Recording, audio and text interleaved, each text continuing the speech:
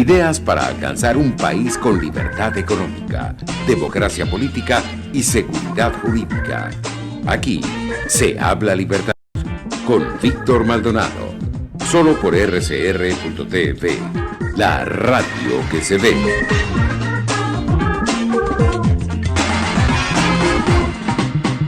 Continuamos con Aquí se habla libertad por rcr750.com, por todas las señales y por todos los medios. Y como todos los viernes, con la gratísima compañía de un economista, doctor en historia, Daniel Laud, profesor de la UCAP, con quien siempre, digamos que llegamos a los temas. Hoy el régimen está en una de Ezequiel Zamora. ¿Quién fue Ezequiel Zamora? ¿En qué consistió, digamos, su trajinar en el siglo XIX? Bueno, Ezequiel Zamora es un personaje del siglo XIX venezolano, ¿no? Originalmente era el dueño de una bodega en el estado Guárico, y era un hombre que sabía leer y escribir, ¿no? Que era una cosa extraña en el siglo XIX venezolano, por lo cual él acostumbraba a leerle a sus clientes que iban a su bodega el ejemplar del venezolano que llegaba a Guárico, ¿no? Y eso, el venezolano, el periódico de la capital, el periódico que escribía Antonio Leocadio Guzmán, ¿okay? Y que impulsaba la creación del Partido Liberal Venezolano, que nunca fue un partido liberal, ¿no? Esa es una de las cosas curiosas de la historia de Venezuela, ¿no? Porque en realidad el Partido Liberal era el conservador y el Partido Conservador era el liberal, pues, o sea, una locura. O sea, desde el siglo XIX nosotros andamos perdidos. Sí, andamos perdidos en un limbo terrible, ¿no? Y eso fue alebrestando la mente de este hombre, de Zamora, en función de una creencia que popularizó el mismo Partido Liberal, de que lo que hacía falta era la federación, ¿okay? Lo cual no es malo, ¿no? Pero creo que nunca se entendió tampoco el proceso de la federación en Venezuela, y creo que eso también tiene mucho que ver con el sentimiento que tenía el mismo Antonio Leocadio, que decía que si ellos hubiesen dicho centralismo, si ellos hubiesen dicho federación, nosotros hubiésemos dicho centralismo, ¿no? Así como que vamos a hacer la oposición por hacer la oposición, ¿no? Que es una cosa que también es terrible, ¿no? También es terrible, porque lo que se requiere más bien es sindéresis, ¿no? Y que el político entienda que a veces el opositor tiene razón y hay que dársela, pues, ¿no? Eso es terrible, ¿no? Pero bueno, Zamora, cuando se rebelan las fuerzas contra Páez, él se levanta en armas, ¿okay? Y trata de imponer a Antonio Leocadio Guzmán, porque él considera que Antonio Leocadio Guzmán es el hombre que puede llevar a cabo esa federación que ellos sueñan. ¿Qué significaba levantarse en armas desde una bodega? Bueno, significaba tomar una escopeta y salir del sitio y decir que iba a tomar el gobierno, ¿no? Y era lo que hacían estos líderes, ¿no? O sea, uno piensa que movían ejércitos inmensos con cientos y miles de personas. No es cierto, ¿no? A veces un hacendado se levantaba con los peones de la hacienda y con eso iba a tumbar el gobierno, ¿no? Y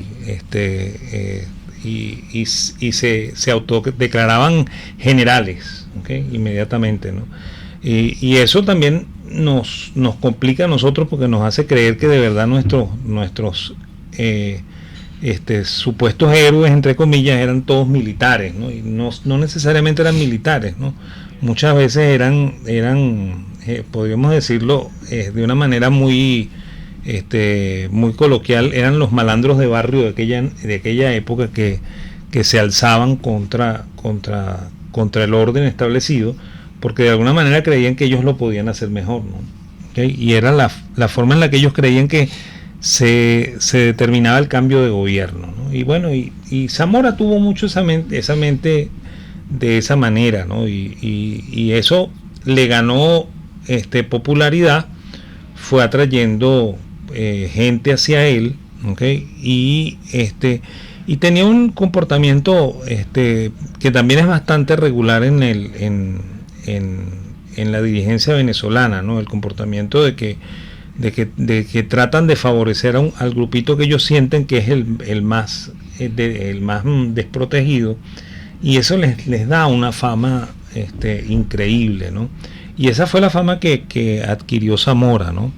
Además, Zamora era un tipo peligroso, ¿no? Y de hecho, algunas de sus estrategias en esas batallas que se hicieron eran terribles, ¿no? Eran terribles en el sentido de que eran macabras, ¿no? O sea, por eso es que entre otras se estudia el caso de la batalla de Santa Inés, se estudia por la aplicación de ¿cómo se llama? De ese tipo de estrategias de daño al enemigo, ¿no?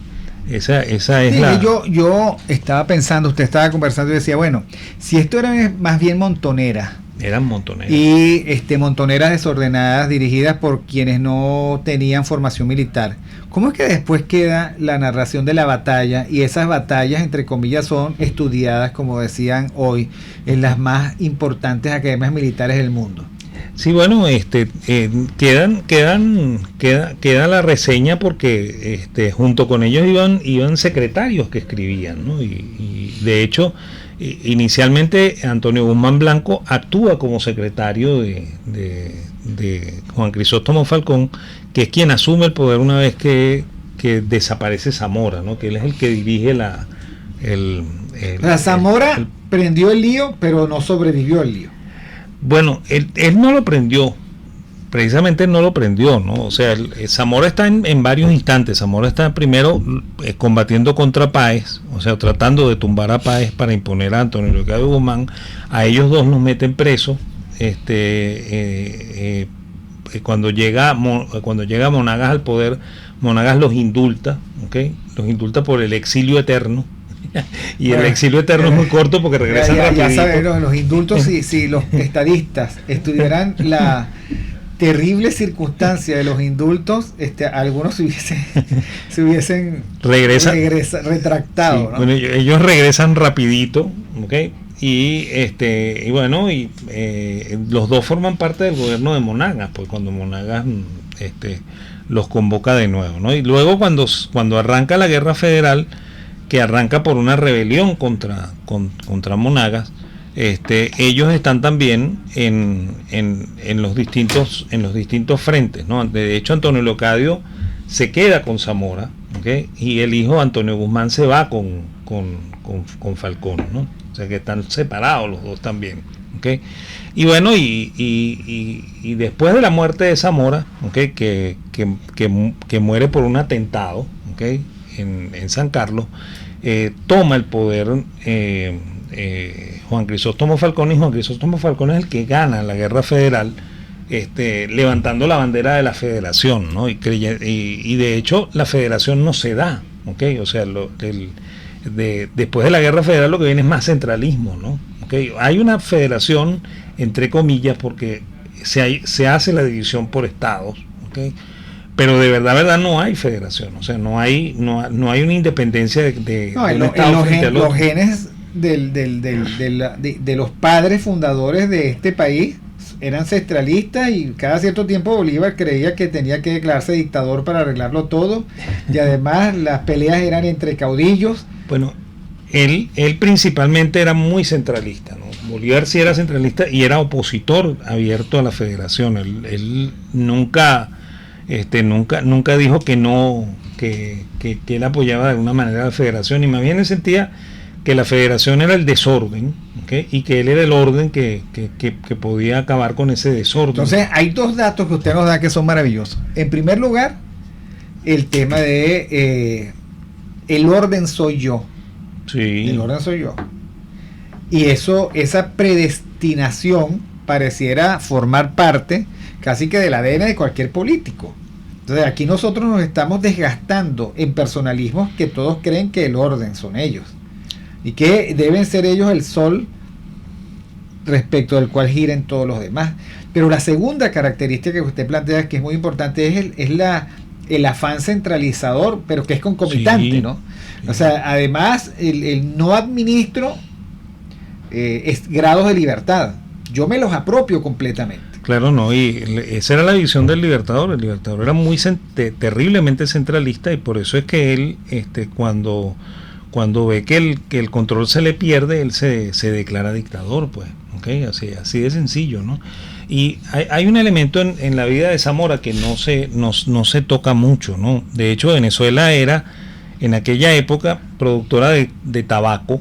Nuestro tabaco de Barinas era un tabaco excesivamente bueno, de una calidad increíble.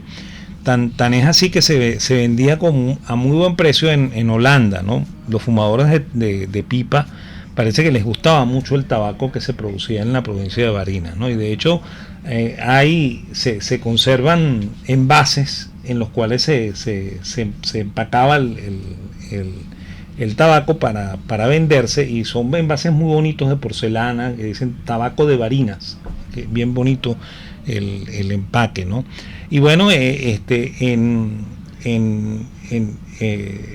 Zamora es uno de los culpables de que ese cultivo haya desaparecido, porque cuando él estaba en estos movimientos de la Guerra Federal, destruyó las haciendas de tabaco, y incluso llegó a destruir la semilla, ¿okay? Por lo cual el tabaco se perdió por completo. No tenemos ni la especie. O sea, que el tema de la guerra a muerte siguió hasta la muerte al tabaco. La cosa fue nefasta en el caso del tabaco de Barinas, ¿no?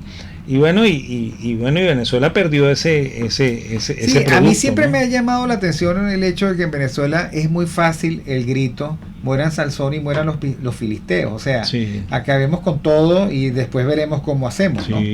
Esa amenaza del régimen de que si nos invaden, explotamos la industria petrolera, etcétera. Uno dice, bueno, esa lógica de tierra arrasada, ¿a quién conviene, no? No, y claro, y al final lo que haces es perjudicarte a ti mismo, ¿no? Ahora, hay otra cosa interesante, porque a pesar de que somos profundamente centralistas y que no hay líder que le guste lidiar con el liderazgo de los demás, formalmente somos una federación, ¿no? Sí, formalmente lo somos. O sea, supuestamente estamos divididos en estados. Bueno, en estados y algunas satrapías. Sí. Por ejemplo, Barinas terminó siendo una satrapía y por lo tanto, digamos, allá no rige ni la federación ni la constitución. No. Ok. Es una satrapía. Ahí rige el poder absoluto. El poder absoluto, ¿no?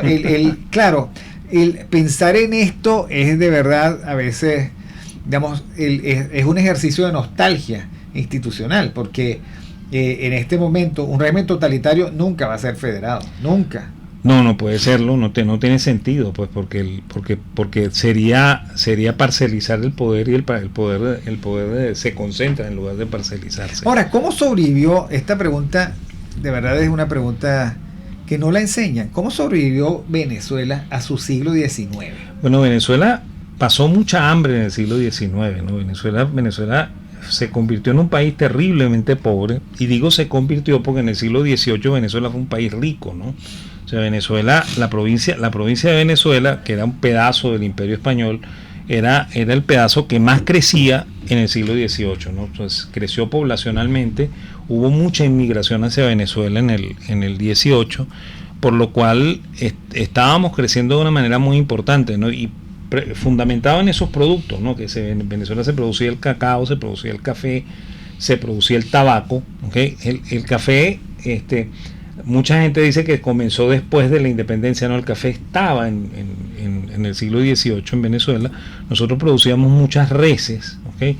Y ese es un elemento curioso, ¿no? Ahora que otro de los fallecidos es Escanones, la res se criaba en Venezuela con el único objetivo de quitarle la piel y venderla. O sea, lo que se vendía era se cortaba la piel.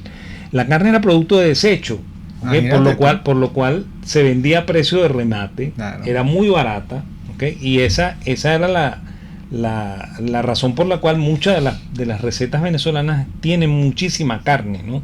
¿Okay? Incluso yo me acuerdo mucho cuando yo era más niño, y era presidente por primera vez Caldera se quejó diciendo que en Venezuela la gente come demasiada carne, Y la razón del por qué comen demasiada carne es porque lo único barato que había en el siglo XIX era la carne. Claro.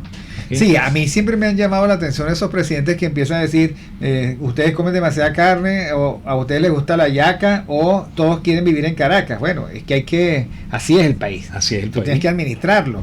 Tú no puedes llegar allí con esa definición. Poner tus ideas. Pero vamos un momentico al corte y ya regresamos con Aquí se habla libertad, el profesor Daniel Laud. No, sí. Aquí se debaten temas de interés nacional e internacional. Aquí se habla libertad con Víctor Maldonado. Solo por rcr.tv, la radio que se ve. Puedes seguirnos en nuestras redes sociales. En Twitter, @RCR750, la radio que se ve.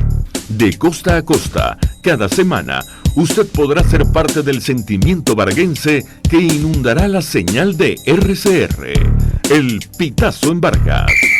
Acompaña a Luis López en el recorrido por la ruta de la actualidad informativa en el litoral. Comentarios, denuncias, reportes de tránsito y cómo están las playas. Información de primera mano de todo lo que ocurre en el estado Vargas. El Pitazo en Vargas, todos los domingos, a partir de las 8 de la mañana, por RCR 750 AM.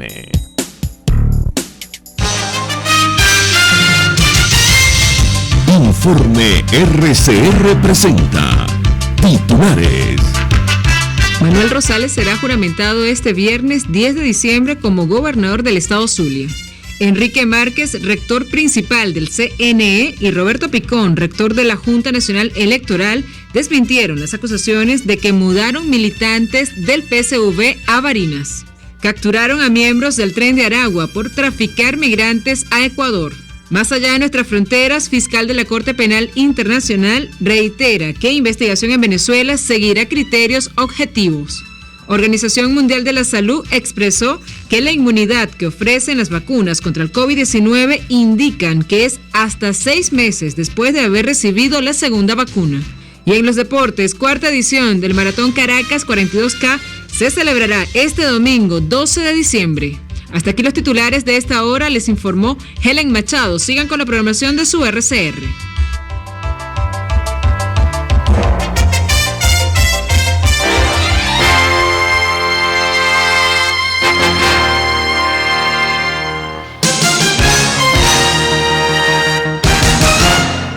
Amigos, nace un nuevo concepto de farmacia en Venezuela. Farmacia CVS y más.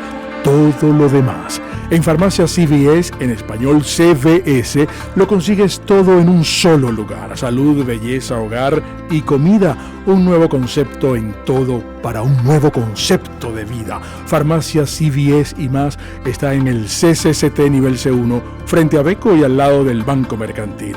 En Instagram, FarmaCVS. Farmacia CVS y más. Todo lo demás. Moisés Naim en Efecto Naim. Hola, soy Moisés Naim desde Washington. Conéctese a rcr.tv. También nos puede seguir por @Efecto Naim en Twitter. Y estamos en Facebook y en Instagram. Y no olvide que puede disfrutar todos los contenidos del programa cuando usted quiera, suscribiéndose a nuestro canal de YouTube. Nos vemos en la radio. Los miércoles y viernes a las 7 de la noche. Solo por RCR 750 AM. RCR 750 AM. Porque lo bueno une.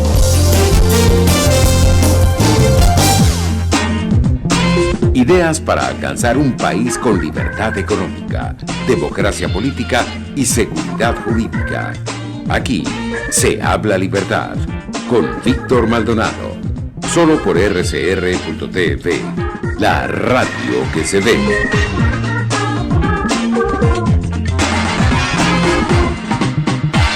Bueno, continuamos con Aquí se habla libertad, con la grata compañía del profesor Daniel Laud, que estamos hablando del siglo XIX, porque es que nuestra traza, nuestra definición de buscar la empresarialidad perdida, ¿no? Sí. Y yo decía, bueno, en siglo tan convulso de tantas guerras, de finalización, del mito de Bolívar, después, digamos, de todo lo que ocurrió, cómo se mantiene un país. Ya la primera clave nos la dio el profesor Laud. Bueno, pasamos hambre parejo. Pero bueno, alguna empresariedad tenía que haber, ¿no? Sí, bueno, una vez yo tuve una discusión con algunos colegas en los que hablamos de esos temas, ¿no? Y yo les dije a ellos que yo tenía la intuición de que efectivamente la actividad fundamental del siglo XIX era el comercio, más que la agricultura, porque de hecho lo que se generó hacia finales del siglo XIX, en 1880, 1883, se fundaron los principales bancos, ¿no? Se fundó el Banco de Venezuela, se fundó el Banco de Caracas, que sí se llamaba inicialmente, y se fundó el Banco de Maracaibo, ¿no? Que eran los tres principales bancos. Los tres bancos estaban cerca de los puertos, ¿okay? Y eso indica que fundamentalmente el negocio era un negocio comercial, ¿no? O sea, Venezuela era un país comercial porque centralizaba algunos productos que se podían exportar, caso de las pieles de res, ¿okay? Caso del cacao, caso del café, y hasta la Guerra Federal fue el tabaco, porque el tabaco era un producto bien importante, ¿no? Y bueno, y después de eso, cuando llega el guzmancismo, aparece el oro, aparece el asfalto, y cuando la gente entra hacia Guayana, entonces se empieza a producir sarrapia, y se empieza a producir también caucho y balatá. ¿Okay? Eran minas vegetales, todo eso. Claro, son minas vegetales. No, y funcionaba como tal. ¿Okay? Funcionaba como tal, era increíble, ¿no?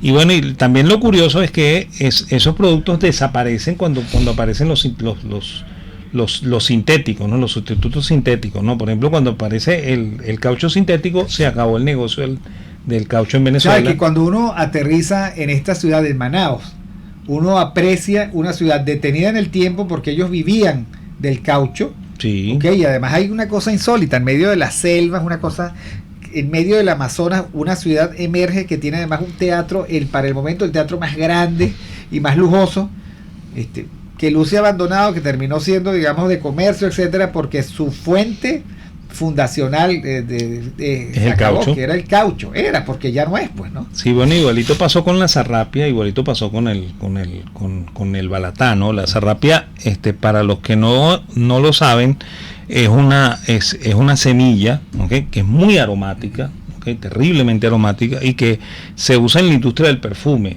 Se usa para darle vida al perfume, ¿no? Para que el perfume dure bastante, ¿no? Y bueno, resulta que los químicos franceses descubrieron cuál era el producto que hacía eso en la semilla, lo sintetizaron y se acabó el negocio de la rapea. ¿Okay? Y muchos de los productos venezolanos eran así, pues, o sea, Venezuela era un extractor de riqueza más que un productor de riqueza, siempre lo fue así. ¿Okay? Y bueno, y el comercio era la actividad fundamental porque había que traer comida porque el país no producía mucho. Bueno, es que los grandes apellidos de la Cámara de Comercio de Caracas, que yo dirigí casi 15 años, eran todos importadores y banqueros. Claro. Los Blom, por ejemplo, importadores alemanes. Los Bulton, que están en la plantilla de los primeros fundadores, de los que actuaron en la funda, también importadores. O sea, tal vez porque era Caracas, pero allí la Cámara de Comercio, claro que había en las crónicas relación de lo que se producía o de lo que se importaba, o entre comillas de contrabando, o de lo que ellos traían en términos de progreso, ¿no? Porque alguien puso el primer farol de luz, claro, etcétera, pero no hay agricultura. Y no parece apropiado pensar que fuera agricultura un país devastado por las guerras, asolado por las mesnadas, o sea, es increíble, ¿no? No, y también hay que tener en cuenta que no toda la tierra venezolana es productiva, ¿no? Que esa es otra cosa que la gente cree que no, que en Venezuela hay mucha tierra y se puede sembrar. Sí, hay mucha tierra, pero no toda la tierra es cultivable, ¿no? Y los sitios de cultivo son sitios precisos, ¿no? Y bueno, y el otro tema es el contrabando que tú lo nombraste, ¿no? Que ocurre porque los aranceles eran demasiado altos, pues, porque como el gobierno vivía del arancel, entonces el gobierno fijó los aranceles muy arriba y eso hacía que los productos importados salieran costosísimos, ¿okay? Y que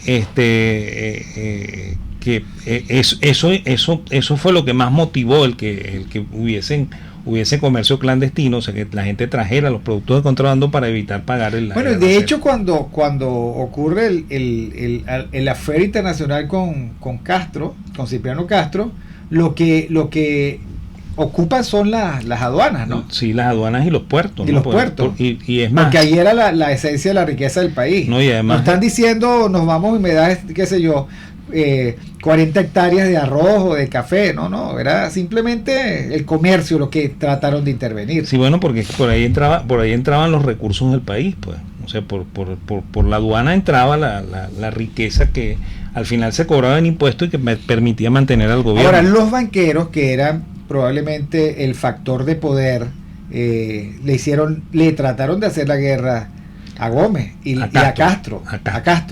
Con Gómez no, con Castro sí.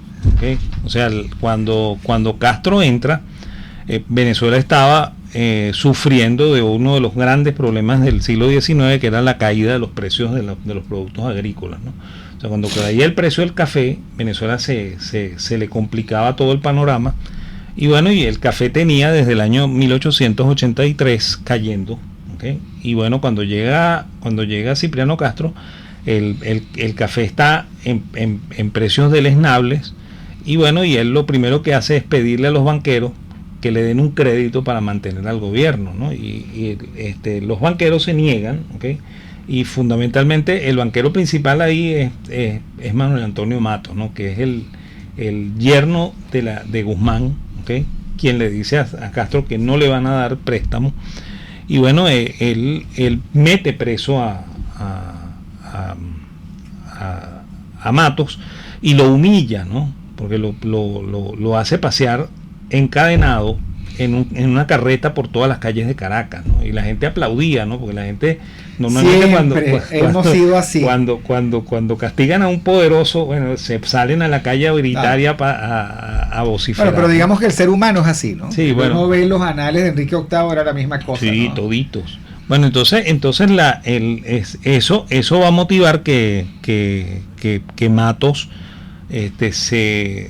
se encolerice contra Castro, y Matos, luego de que sale libre, se va a ir al exilio, va a armarse, ¿okay? Y va a procurar que todos los líderes del siglo XIX, que son todos unos viejitos, como dices tú, ¿okay? Ya son todos unos viejitos, además está hasta José Ruperto Monagas, el hijo de Monagas, que ya está viejo, ¿okay? Le hagan la guerra a Cipriano Castro, ¿okay? Y bueno, lamentablemente para él va a ocurrir la batalla de la Victoria y la batalla de ¿cómo se llama? de Ciudad Bolívar, que las dirige el general Juan Vicente Gómez. Y Juan Vicente Gómez acaba con la oposición, que toda era esa oposición liberal, entre comillas, Creo del que siglo dice XIX. Ramón J. Velázquez, la caída del liberalismo amarillo. Sí, ahí es cuando el liberalismo amarillo cae por completo, y entonces se ratifica Castro en el poder. Castro fue un presidente nefasto, ¿okay? Eso sí hay que dejarlo bien en claro. Y Castro por eso le gustaba a Chávez. Castro hace un daño terrible a la economía venezolana, porque Castro expulsa las pocas inversiones extranjeras que habían en el oro, en el asfalto, ¿okay? Porque ahora, ¿cuál era la intención? ¿Expulsa a los inversionistas extranjeros para quedarse con eso? Bueno, porque ¿cómo se llama? La compañía de asfalto, que se llama Bermúdez Asphalt Company, es una compañía neoyorquina, ¿no? ¿Okay? Y esa es la que financia la guerra contra Castro y apoya a Matos, ¿okay? Entonces él castiga inmediatamente a la Bermúdez Asphalt Company, expulsa la empresa de Venezuela, se paraliza la producción de asfalto, expulsa a los que están produciendo también oro en el Callao para afuera, ¿okay? Y bueno, y la economía entra en una recesión terrible, porque los precios del café, como yo comenté, estaban malos, ¿okay? Siguieron malos hasta 1909, que es el año después que Gómez le da el golpe a Castro. Y bueno, Y bueno, cuando la economía está en lo peor de sí, ¿okay? Entonces Castro también se enferma y decide irse a Puerto Rico a verse con un médico que supuestamente es especialista en el mal del que él sufre, ¿okay? Él sufre de un mal bien extraño, en el cual parece que los intestinos como que se entremezclaron con el aparato urinario de él, ¿okay? Y de hecho cuando él orinaba, aquello olía horrible, ¿no? Olía como si fueran excrementos, ¿okay? Y bueno, esa era la enfermedad que tenía Castro, y Castro se va a ver en Puerto Rico y deja encargado por segunda vez a Juan Vicente Gómez, ¿okay? Él siente cierta confianza en Juan Vicente Gómez, pero como todo buen líder totalitario como lo fue, tenía el miedo de abandonar el poder, pues, ¿okay? Y bueno, y efectivamente la cosa ocurrió como él se lo imaginaba, aunque no lo esperaba, ¿okay? Y bueno, y Gómez termina tumbando no lo dejó volver. No lo dejó volver, o sea, tan sencillo como que le mandó una carta diciéndole, mire, por su salud quédese allá, ¿okay?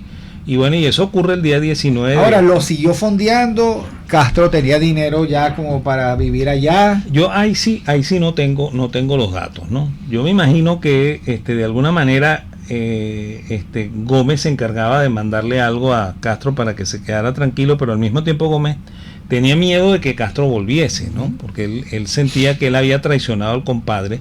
Y aquí hay que ratificar una cosa, ¿no? Que ambos son andinos, ¿no? Y en el mundo andino la relación de compadrazgo es una relación muy profunda, ¿no? Sí. Es más, de hecho, mi mamá, que es andina, siempre lo decía, los compadres son hermanos. Ese decía mi mamá. Entonces, bueno, Gómez, que había actuado como vicepresidente de Castro, y que había ganado sus batallas, además. Y había iniciado toda una serie de cambios interesantes, ¿no? Porque Gómez crea en el gobierno de Castro una cosa que se llamó el Fondo del Tesoro, ¿no? ¿Okay? Que yo siempre hablo de él porque a mí me parece impresionante que un tipo al que todo el mundo considera un campesino bruto. Es que la historia contada, es bruto, es, digamos, el absolutamente concupiscente, o sea, la reducción al máximo no nos permite valorar esa época. Porque uno cae en corte, bueno, como ese bruto logró mantenerse 30 años en el poder, lo mismo dicen de los actuales, brutos y todo eso, pero son los que están. Sí, y son los que mandan. Son los que mandan, son los que ganan constantemente, son brutos no podrán algo ser. Algo deben tener. Algo. Bueno, entonces él se abre al exterior. Gómez es un tipo terriblemente astuto en eso.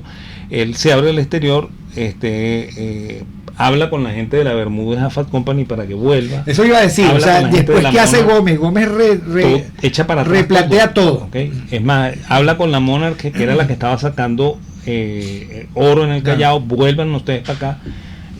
Cuando explota el petróleo, él es el que motiva la llegada de las petroleras a Venezuela, ¿okay? Y esto lo hace porque uno también se deja limitar por los prejuicios, como dices tú. Y hay que entender también que Gómez, además de ser hacendado, porque sí lo era, ¿okay? Era comerciante, ¿okay? Y era un tipo que conocía muy bien la relación comercial, ¿no? Y eso lo hace ser por naturaleza empresario, ¿no? ¿Okay? Y aquí hay que también decir que Gómez fue fundador de empresas, ¿no?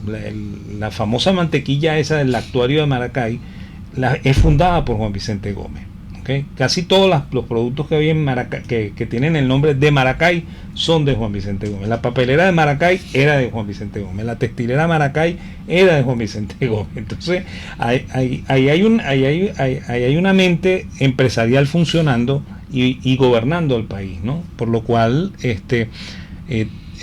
podríamos decir que a Venezuela le salió bien tener un presidente empresario. Ahora, desde el punto de vista de los indicadores, no sé si los tiene presentes ahorita, ¿qué mejoró en Venezuela con esos 20 y tantos años de Gómez?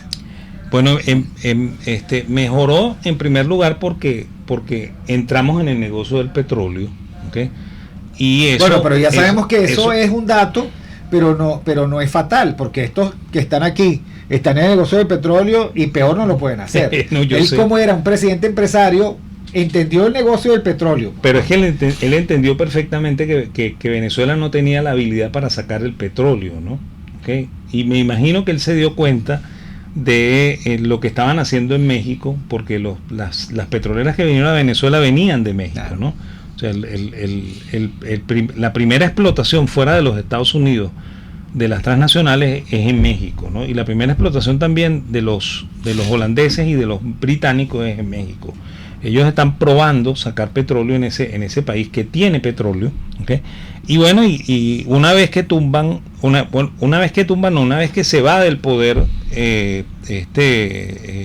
Porfirio Díaz y comienza la Revolución Mexicana, entonces la revolución le hace la guerra constantemente a las transnacionales. Las transnacionales estaban obstinadas de las regulaciones y las tonterías que se le ocurrían a los revolucionarios, y entonces vienen a hacer la prueba en Maracaibo la empresa británica y la empresa holandesa Shell y British Petroleum vienen a probar a ver qué es lo que pasa en Venezuela, y se da el primer reventón, y eso hace que hasta la Exxon se venga, ¿okay? Y abandonan el negocio en México, y se dan cuenta de que esto es un paraíso de petróleo, ¿no?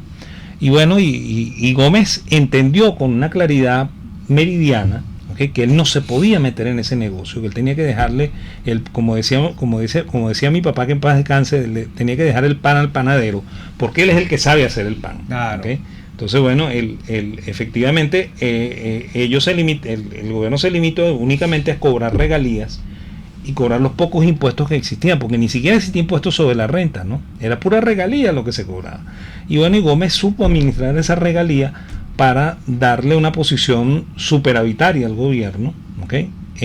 Y eso además motivó la entrada de nuevos empresarios al país, ¿okay? Y además de eso permitió que Venezuela pagara la deuda externa, que era el gran problema que había nacido con la independencia. Algo tuvo que percolar a la gente, ¿no? La gente probablemente comía un poco mejor, claro, la gente se sentía un poco mejor, salvo los que peleaban contra el régimen. Claro, la gente en el gobierno de Gómez pudo comer mucho mejor que en el siglo XIX, y eso por supuesto le daba solidez al régimen, ¿no? ¿Okay? Y Gómez se sentía bastante cómodo, ¿okay? Y como comento yo, el tipo era profundamente hábil en materia financiera y económica, ¿okay? A veces uno peca por decir que los ministros son los hábiles y olvida, ¿okay?, que detrás de esto está este hombre que los manda a hacer cosas, ¿no? Que los designaba. Sí. También esa es otra gran incógnita, ¿no? O sea, cómo se rodeó de ellos. O sea, cómo terminó el con ellos. Esa es una... Bueno, porque es un hombre que sabe escoger a sus atláteres, ¿no? Sí. Sabe escoger el personaje que de verdad le hace falta para resolver los problemas que tiene el país. Seguiremos conversando sobre esto. Nos quedó pendiente el empresario que necesitamos. Pero es que es interesante porque también hay que buscar al empresario originario venezolano, ¿no? Bueno, que decir que era contrabandista, ¿no? Bueno, Gómez es el empresario venezolano originario, ¿sabes? Sí. Bueno, de eso hablaremos el próximo viernes. Gracias, profesor Daniel Laud, economista e historiador. Gracias a Jaime Nestares en la dirección general de la estación, con Luis Arcaya en la gerencia de producción, nuestra Catherine Manzano en la producción y demás.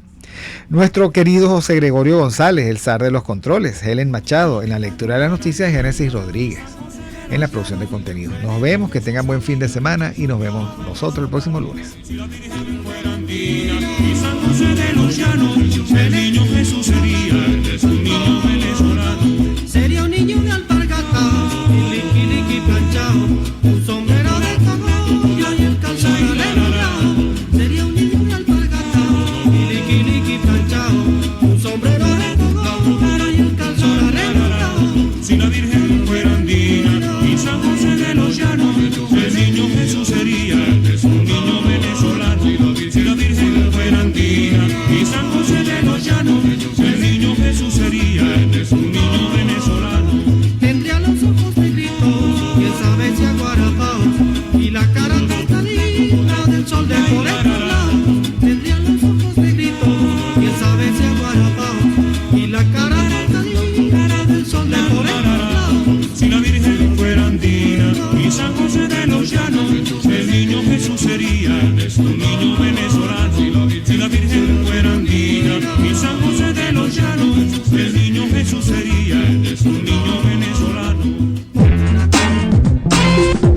RCR presentó Aquí se habla libertad con Víctor Maldonado. Solo por rcr.tv, en Twitter y Periscope, @RCR750. La radio que se ve.